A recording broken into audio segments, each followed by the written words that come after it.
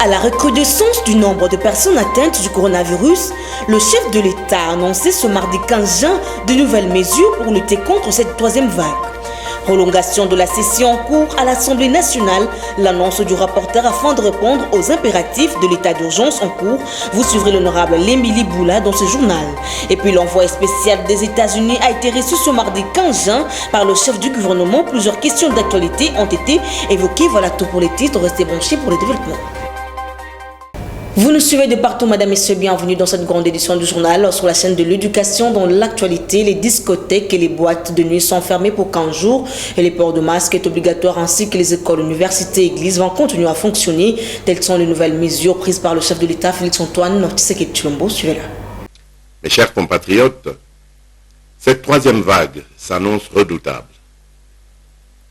Nous nous devons donc de réagir avec rapidité, mais surtout avec méthode. Ainsi, après concertation avec le gouvernement, le secrétariat technique de la riposte et la task force présidentielle de lutte contre la Covid-19, j'ai décidé d'instaurer les mesures suivantes avec effet immédiat à observer à compter de ce jour et ce jusqu'à nouvel ordre. Le maintien et le renforcement du couvre-feu de 22h à 4h du matin. À cet égard, outre les points de contrôle actuels, des patrouilles de la police militaire seront instaurées. Tout contrevenant sera sévèrement puni. Le port du masque obligatoire ainsi que le strict respect des gestes barrières dont le lavage régulier des mains à l'eau et au savon dans tous les lieux publics et l'utilisation répétée des gels hydroalcooliques. L'interdiction de tout rassemblement de plus de 20 personnes sur les lieux publics. L'entrée dans les marchés publics est subordonnée à la prise de température, au lavage des mains ainsi qu'au port du masque. L'interdiction de l'organisation des deuils et veillées mortuaires dans les salles et les domiciles. Les dépouilles mortelles seront conduites directement de la morgue au lieu d'inhumation avec un nombre d'accompagnateurs n'excédant pas 50 personnes. Les contrôles sanitaires aux postes frontières nationaux seront renforcés. L'obligation de présenter un test PCR négatif réalisé en déant les 72 heures reste d'application et toute entrée sur le territoire national demeure subordonnée à la réalisation d'un nouveau test PCR auquel nul ne pourra déroger. La fermeture des discothèques et des boîtes de nuit pendant une durée de 15 jours. Les restaurants resteront ouverts dans les conditions de strict respect des gestes barrières. La gestion efficiente du personnel et le recours, le cas échéant, au travail à distance. La prise en charge sanitaire par le gouvernement de tous les cas positifs sur l'ensemble du territoire. En ce qui concerne les établissements scolaires et universitaires, ceux-ci demeureront ouverts à la seule condition de renforcement de l'observation des gestes barrières. Concernant les églises, celles-ci sont dorénavant astreintes à réduire le nombre de participants aux offices en fonction de la capacité d'accueil des lieux de culte et dans le respect strict des gestes barrières. D'un point de vue sanitaire, il sera désormais obligatoire de se faire tester régulièrement à l'aide des tests rapides devant tout associé ou non à de la fièvre pour toutes les personnes à risque ou les plus exposées, à savoir les personnels de santé, le corps enseignant, les agents et cadres des entreprises publiques et privées et ou toute autre personne exerçant une activité nécessitant de nombreux contacts. Les tests antigéniques rapides seront gratuits. Il sera effectué un approvisionnement sans délai et régulier des hôpitaux et ou centres de traitement Covid-19 en oxygène, médicaments et autres intrants de prise en charge de la Covid-19, particulièrement dans la ville-province de Kinshasa. Dans le même registre, pour ralentir la vitesse de progression de la troisième vague de la Covid-19 en République démocratique du Congo, parmi les mesures annoncées ce mardi 15 juin par le chef de l'État Félix-Antoine Tshisekedi Tshilombo, il y a celle relative à la fermeture des discothèques et des boîtes de nuit pour une durée de 15 jours. Que pensent les Kinois à propos de ces mesures prises par le chef de l'État? Suivez cet élément réalisé par Sarah Kindela et Danimika. Suite à l'adresse du chef de l'État sur les différentes mesures prises pour lutter contre la Covid-19 en République démocratique du Congo, en cette troisième vague à laquelle fait face la population, qui s'est dit satisfait de certaines mesures, mais s'est plaint par contre de mode de vie actuel. Les mesures par rapport à la terrasse, et ça là, boîte, et ça là, bon, les mesures sont bien, mais biso moko peuple ndeto souffrir po bato belé basala na ba boîte bato belé basala na ba biloko wana oya kangi donc et ça là que ba za handicapé moyen ba vivre donc Déplorant les difficultés auxquelles font face au quotidien pour survivre, celle-ci pense qu'il faudrait régler le problème du social avant d'insister sur certaines mesures. Le chef de l'État, d'abord, il a bien. Mais il faut savoir que comment le peuple peut vivre. Parce que rien ne marche à Kinshasa. Tant qu'il y a le Kokanga, il y a qu'on vivre comment. Tant qu'il y a le par rapport à la limite, est-ce que tu as un engagement dans la famille? C'est autant que tu as pénalisé. Il s'y est de préciser que la troisième vague de Covid-19 en République démocratique du Congo s'annonce très dangereuse selon les statistiques annoncées par les autorités, d'où le respect strict de toutes ces mesures est obligatoire. Direction Assemblée nationale, le président de cette chambre, Christophe Mbosso-Kodza, a échangé avec le chef coutumier de 4 provinces de l'Est du pays. Ils ont échangé autour de l'implication du pouvoir coutumier et traditionnel dans la recherche des solutions à la guerre dans l'Est du pays civil. Nous sommes particulièrement interpellés par nos collègues de la province du Nord Kivu et certains de la province de l'Ituri. Pour ceux du Nord Kivu, c'est par rapport à 2 préoccupations majeures.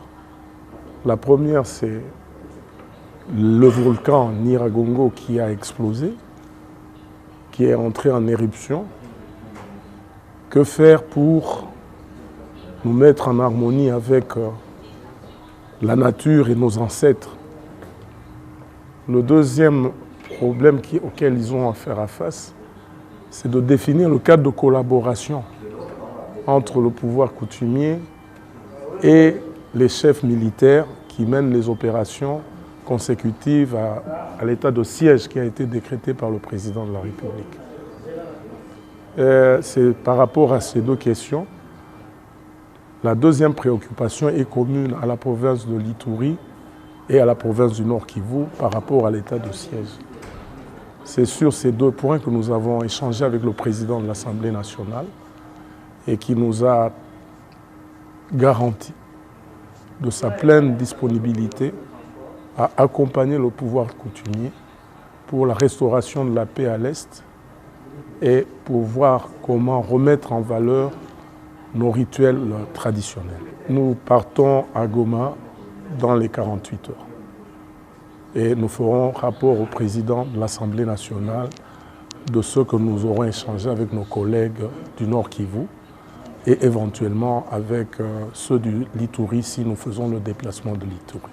Mais l'Assemblée nationale aura à proroger, s'il le faut, l'état de siège, la durée de l'état de siège. Donc il y a tous ces aspects-là que nous pourrons échanger avec le président par rapport à l'évolution de la situation sur le terrain et de l'implication des autorités traditionnelles dans cette recherche de la paix, dans la réussite des opérations que mènent nos FARDC à l'Est. Je l'ai dit dans les titres, pas de clôture de la session de mars. Ce mardi 15 juin 2021 à l'Assemblée nationale, la décision de la conférence de présidents. Suivez le rapporteur de l'Assemblée nationale, l'honorable Limbi Liboula. La conférence des présidents a été convoquée cet après-midi, ensuite présidée par son sage président. Il a été question que les respectables présidents communiquent aux différents responsables des organes l'inscription d'une nouvelle matière dans le calendrier de nos travaux de la session. Et cette matière, c'est l'élaboration du calendrier de la désignation des membres de la CENI. Et donc, le bureau de l'Assemblée nationale va proposer un calendrier pour désigner les membres de la CENI parce que ça a pris beaucoup de temps. Et cette matière a été adoptée par tous les différents responsables des organes de l'Assemblée nationale. Et donc, il a été aussi question d'évoquer cette loi d'habilitation, et ce qui n'a pas été le cas. Et les autres ont pensé qu'on pouvait clôturer la session demain, mardi le 15, ce qui ne sera pas le cas, parce que l'article 144 ne nous autorise pas de clôturer la session. Et donc, la session continue. Et donc, désormais, ce qu'il faut savoir est qu'un calendrier sera élaboré pour désigner les membres de la CENI. Parce que la loi a été transmise au niveau de la présidence pour être promulguée ensuite à la Cour constitutionnelle. Donc, il faudra que la CENI soit installée. L'état de siège a été déclaré. Et il y a eu écoulement du délai de 30 jours. Et donc, l'Assemblée nationale est appelée à procéder à la prorogation de 15 jours successifs. Parce que l'état de siège a été déclaré et les actions sont menées sur le terrain pour être conformes à la Constitution. La prorogation successive de 15 jours doit être effectuée au niveau de l'Assemblée nationale. Voilà pourquoi l'Assemblée nationale ne part pas en vacances. Et l'article 144 dit clairement que lorsque l'état de siège est déclaré, l'Assemblée nationale et le Sénat se réunissent des droits. Et s'ils étaient en session ordinaire, cette session continue et la clôture sera retardée. S'ils n'étaient pas en session, une session extraordinaire devait être convoquée. Et pendant que nous sommes en session, la clôture de cette session est retardée parce qu'il y a état de siège. Et la prorogation permet à l'armée et à la police de procéder au rétablissement définitif de la paix de cette partie est de la République. Cette fois-ci, à la primature, le Premier ministre Samalou Konde Kinga a reçu ce mardi 15 juin 2021 Madame Lisa Peterson, envoyée spéciale des États-Unis sur les questions de droits de l'homme, de la démocratie et du travail. Suivez-la. So I am here as part of a human rights dialogue, and so we will. Je suis ici dans le cadre du dialogue relatif aux droits de l'homme. Et tout à l'heure, avec le Premier ministre, nous avons parlé des questions relatives à la redevabilité vis-à-vis des forces de l'ordre pendant cette période d'état de siège. Nous avons aussi parlé de la liberté d'expression, autrement dit de la liberté de presse. Nous avons aussi parlé de questions relatives à tout ce qui se passe à l'Est par rapport à l'état de siège, mais aussi à l'organisation des élections qui vont bientôt avoir lieu en 2023. Vous avez raison, c'est depuis quelques années que nous travaillons avec le gouvernement de la RDC, mais aussi avec l'appui de l'USAID, de sorte que nous parvenions à des solutions qui fassent avancer les choses. Ce sont des questions très compliquées qui nécessitent beaucoup de temps pour pouvoir leur trouver des solutions. Mais ce sont des questions qui nécessitent que nous continuions à les aborder parce que là, nous sommes en face d'une bonne foi, d'une bonne volonté du gouvernement que nous remarquons nous-mêmes. Restant toujours à la primature, l'ambassadrice du Royaume-Uni, Emily Maltzman, a été reçue ce mardi 15 juin 2021 par le Premier ministre Samalou Konde Kinge. Au milieu de leur échange, les questions importantes sur la santé, l'éducation, l'état de siège et les réformes économiques. J'ai échangé ce matin avec son Excellence le Premier ministre et nous avons abordé plusieurs sujets et surtout l'accompagnement du Royaume-Uni auprès du Congo. Nous avons parlé du soutien dans le secteur santé, surtout vu la troisième vague de Covid ici à Kinshasa, l'appui du Royaume-Uni pour améliorer le secteur santé en général, mais aussi l'encouragement de faire fin à cette épidémie, surtout de lancer une campagne de vaccination ici en RDC. Et aussi, nous avons discuté du secteur éducation et notre appui, surtout pour augmenter le nombre des jeunes filles à l'école. Et aussi, bien sûr, le conflit à l'Est et la situation avec l'état de siège et l'appui du Royaume-Uni avec la MONUSCO et d'autres partenaires pour mettre fin au conflit à l'Est du pays. Et nous avons aussi échangé sur les réformes économiques et la priorité du Royaume-Uni cette année-ci avec la présidence du COP26, la conférence des parties sur le changement climatique qui va rassembler tous les pays du monde, parmi nous, j'espère, la RDC. Oui, bien sûr, c'est clair que les efforts du gouvernement avec l'état de siège a ciblé les conflits à l'Est et c'est un nouveau effort de mettre fin conflit, mais c'est clair, c'est pas juste une question d'action militaire. Il faut aussi beaucoup d'efforts sur diminuer les tensions intercommunautaires, de réétablir l'état de droit et aussi de stabiliser les communautés et de développer cette partie du pays. Restant toujours à la primature, la Corée du Sud, satisfaite du progrès de partenariat entre la République démocratique du Congo, Corée du Sud, ces propos sont de l'ambassadeur de la Corée du Sud en RDC. Après avoir échangé avec le Premier ministre, le diplomate sud-coréen a aussi déclaré que son pays a donné $300,000 américains aux sinistrés de Goma. Suivez. Yes, with Mr. Prime Minister, I had an excellent discussion about. Avec le Premier ministre, j'ai eu une très bonne discussion en rapport avec l'état actuel de relations entre les deux pays. Le Premier ministre et moi-même, nous avons exprimé notre satisfaction en ce qui concerne le progrès de notre partenariat. Nous travaillons d'arrache-pied dans le contexte économique, politique, culturel et nous avons beaucoup de grands projets en cours. Et un des projets phares que nous avons réussi à réaliser, nous deux, c'est la construction du musée national de la RDC. J'ai aussi partagé avec le Premier ministre l'information selon laquelle le gouvernement de la République de Corée a donné $300,000 de ressources pour soutenir les victimes de l'éruption volcanique de Nyiragongo. Il y a beaucoup de projets que nous soutenons pour le développement socio-économique dans ce pays. Et un des projets que nous sommes en train de travailler, un projet en cours, c'est la construction de l'usine de traitement d'eau à Lemba Imbu, et dont les travaux prendront fin le mois de mars l'année prochaine. Et cela offrira de l'eau potable à 150,000 ménages dans les environs. Et nous sommes aussi en train d'entreprendre beaucoup de projets communs dans d'autres provinces.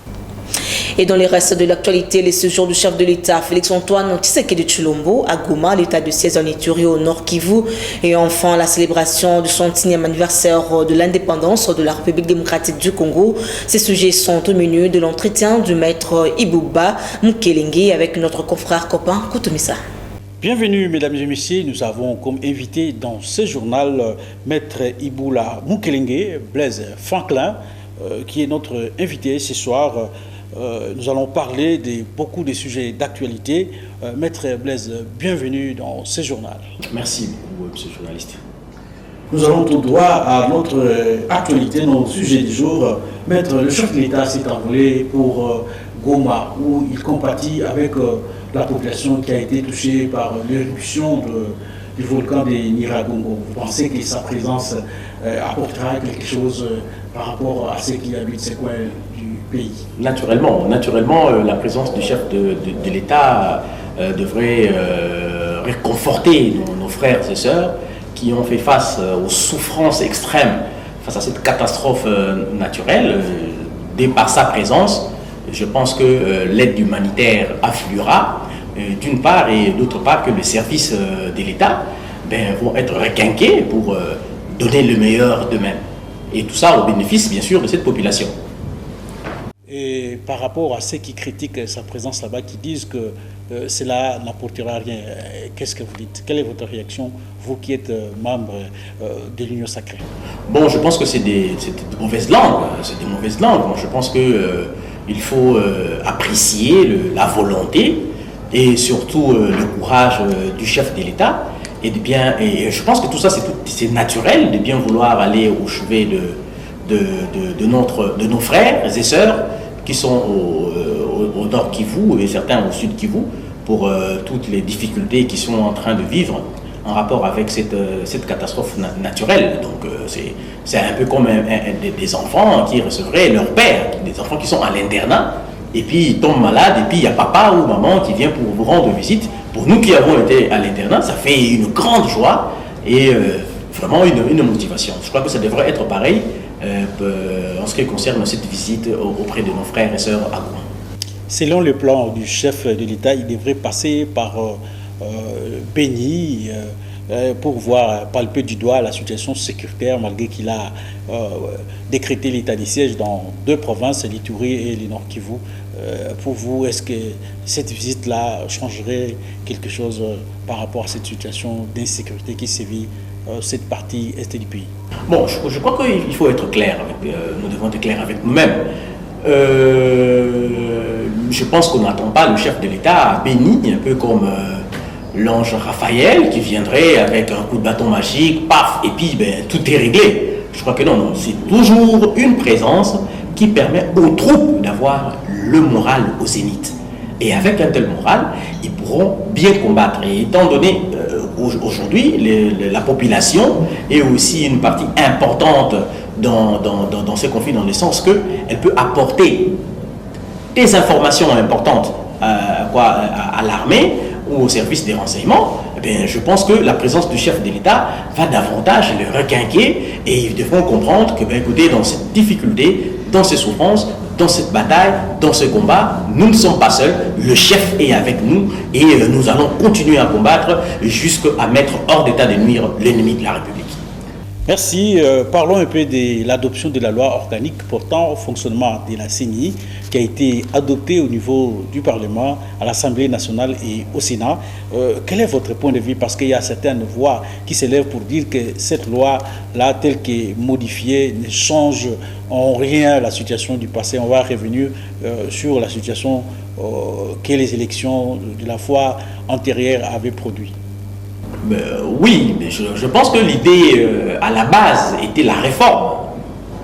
La réforme qui devrait tourner principalement autour de la dépolitisation de la CENI, mais que par la suite le législateur, les parlementaires ont décidé autrement. Ils ont pensé que le politique devrait avoir toujours de l'emprise sur la CENI.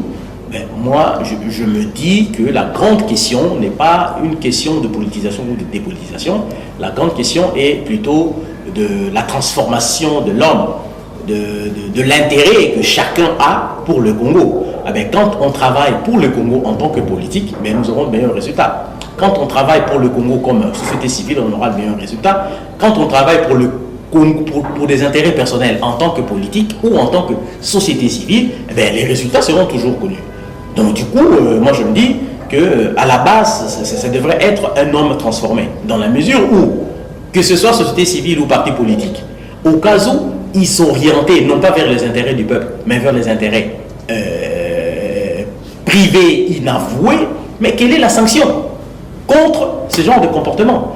À la limite, on devrait prévoir, mais comme il n'y a pas ce genre de sanctions, je me dis, nous devons tout simplement nous fier à la bonne volonté, à la bonne foi, que ce soit au niveau de la société civile, que nous avons vu par le passé diriger la CENI, ou encore du côté de politiques que nous connaissons tous. Nous savons ce que nous avons fait de ce pays depuis 60 ans d'indépendance. Merci Maître. Rapidement, nous allons parler de l'indépendance qui s'approche, la date du 30 juin, où la RDC célèbre la date où il a eu son indépendance, en peu de mots, plusieurs années après les résultats. En peu de mots, on peut dire aujourd'hui qu'il n'existe pas, à travers toute l'histoire de l'indépendance de la République démocratique du Congo, un plan national de développement. Qu'est-ce que j'appelle plan national de développement? C'est un plan qui est arrêté sur 15 ans, 20 ans, 30 ans, 50 ans, 60 ans, 100 ans, adopté par le peuple, et chaque président qui vient, il ne fera qu'exécuter une partie de ce plan. Parce que ce que nous avons constaté, c'est quoi? Chacun est venu avec son plan. Nous avons eu des plans quinquennal de Mobutu, on a eu le plan triennal de M. Laurent Désiré Kabila, nous avons eu la révolution de la modernité, les 5 chantiers, nous avons eu le projet des 100 jours, nous avons eu le projet de Chile Gelou. Ben, vous comprenez que c'est des césures partout et il n'y a pas un lien entre tous ces plans. Et du coup, il est difficile que nous puissions accéder au développement avec une telle situation. La Chine a un énorme plan de lutte contre la pauvreté. Ils disent qu'il y aura plus, en 2030, il n'y aura plus de pauvres en Chine. Et ce plan n'a pas commencé avec le président Xi Jinping, il a commencé avec d'autres présidents qui viennent pour exécuter jusqu'à la fin. Je pense que si nous pouvons adopter, et c'est ça l'idée, même pour nous au niveau du PNRD, du professeur Koutoumissa, d'avoir ce plan général national de développement et tout le monde qui devra être voté au référendum et tous les politiques devaient se référer sur ce plan pour l'exécution. Merci. Merci Maître Franklin Iboula Mokelenge d'avoir répondu à notre invitation. C'est moi qui vous remercie. Merci Copain Koutoumissa. Revenons dans ce journal. La décision portant suspension de plénière à l'Assemblée provinciale de Kinshasa pour des raisons de la 3e vague de coronavirus en République démocratique du Congo n'en continue pas moins de susciter débats et commentaires au sein de l'opinion. En effet, pour le député provincial Mike Mukebai, cette décision viole le règlement de cet organe délibérant à ce sujet. Et je vous invite à suivre l'élu des Lingwala, joint au téléphone par notre rédaction. Que cette conférence des présidents, qui est définie au terme de notre règlement intérieur comme une instance de concertation, qu'elle prenne une décision aussi grave qui touche au fonctionnement et à l'organisation de notre institution. C'est pourquoi j'ai écrit ici, aujourd'hui, en réplique à la lettre du président Godin Poyi, pour lui dire que cette décision viole les prescrits de notre règlement intérieur et que je la considère comme nulle et de nul effet, et que je lui retourne ma question orale qui reste valable pour qu'il expédie à qui de droit, à savoir au gouverneur de la ville de Kinshasa. Nous ne sommes pas en état d'urgence pour que l'Assemblée provinciale se permette de prendre des mesures exceptionnelles. Lorsque ça a été le cas l'année passée, c'est le chef de l'État qui avait décrété. Je constate que la décision qui a été prise l'a été en violation de loi et de notre règlement intérieur. Et pour boucler cette condition du journal, parking et marché pirate, envahissement de la chaussée par les motocyclistes, non-respect du code de la route sont les principales causes des embouteillages à Kinshasa. Le gouvernement, à travers le ministère du Transport, promet un plan pour décongestionner la capitale suivie. Chérubin Okende et le général Sylvano Kassongo. Aujourd'hui, nous nous sommes employés à sillonner la ville-province de Kinshasa, à repérer le point chaud, le point noir, qui occasionne l'engorgement de la ville et les embouteillages que nous déplorons pour prendre des dispositions qui s'imposent. Donc le travail continue. Après ces repérages, nous allons mettre sur pied un plan stratégique pour nous permettre de décongestionner Kinshasa. Et ici, à ce stade déjà, je me sens dans l'obligation de faire chapeau bas à la police nationale à travers la branche de circulation routière. Nous sommes ici avec le commissaire provincial de la police qui abat un travail très appréciable et déjà il avait mis sur pied un escadron qui permet aujourd'hui d'amorcer ce travail. Nous avons le devoir d'appuyer ce qu'il fait et nous allons faire d'abord rapport au Premier ministre pour savoir quel type de prise en charge nous pouvons envisager pour des solutions pérennes. Donc à ce stade, je dois vous rassurer que dans cette philosophie de gouvernance de proximité, les hautes autorités du pays sont préoccupées par la conjoncture de la prévention et circulation routière dans la ville de Kinshasa afin de garantir la fluidité et la mobilité aisée de nos populations. Biso constat comme ça, biso dans l'intérêt chaque jour, pour accompagner l'excellence du ministre des Transports, dans la paix, tout ça comme ça là. Oui, ça c'est déjà un peu comme le président belé, bateau belé. Pour ça ça là, comme ça là, moi tout ça va faire de façon que toi tambola, mais tout 5 ans là pour chauffeur, tu peux pas chauffeur. Pas besoin de respecter le code de la route, pas respecter le code de la route. Pas l'anda banda bango, pas pour façon contraire, sinon tu vas calamer qui te cause dépanneuse, pas fourrer à malam. De façon que bâtonnier sur la motocité ba kende kuna ba futa ba man na bango boye ba que police azali na ba assignation dans un service générateur de recettes dans un budget na biso au budget national parce que to réaliser autant de recettes. C'est avec ça qu'on va aussi kosala ke kesi ya leta mpe mato moto asali mabe ake kuna akoganga na batrafic de violence ya lokuta ekosimba te oyo polisi akoti na motuka soki akoti na motuka na ote akosala nini akoza motuka bamemi na motu non esa badokima bamemi na polisi okoti ya mane ozwi kitance senga kitance koloba te non nafutaki nazwi kitance te mais soki eza yo moko senga kitance ozwi kitance na yo bakomesa note de perception okei na banke futi nde oye sikoyo na olakisi artikile ekozala bendenge wana. Vous avez certainement compris que ce journal a touché à sa fin. Vous nous avez pris en cours de diffusion. Voici l'essentiel des titres. Face à la recrudescence du nombre de personnes atteintes du coronavirus, le chef de l'État a annoncé ce mardi 15 juin de nouvelles mesures pour lutter contre cette troisième vague. Prolongation de la session en cours à l'Assemblée nationale, l'annonce est du rapporteur afin de répondre aux impératifs de l'état d'urgence en cours. Vous venez de suivre l'honorable Lemili Bouda dans ce journal. Et puis l'envoyé spécial des États-Unis a été reçu ce mardi 15 juin par le chef du gouvernement. Plusieurs questions d'actualité ont été évoquées. C'était là le rappel de titre fin complètement de cette grande édition du journal dont la chefferie a été assumée par Junior Tundele. Un grand merci à toute l'équipe technique et rédactionnelle derrière la caméra. C'était Delphine Tundula Gila Mayamba. Laetitia Malouta, merci de votre fidélité. Retrouvez Christian Lissoukou pour la grande édition du soir demain. Quant à moi, je vous dis au revoir.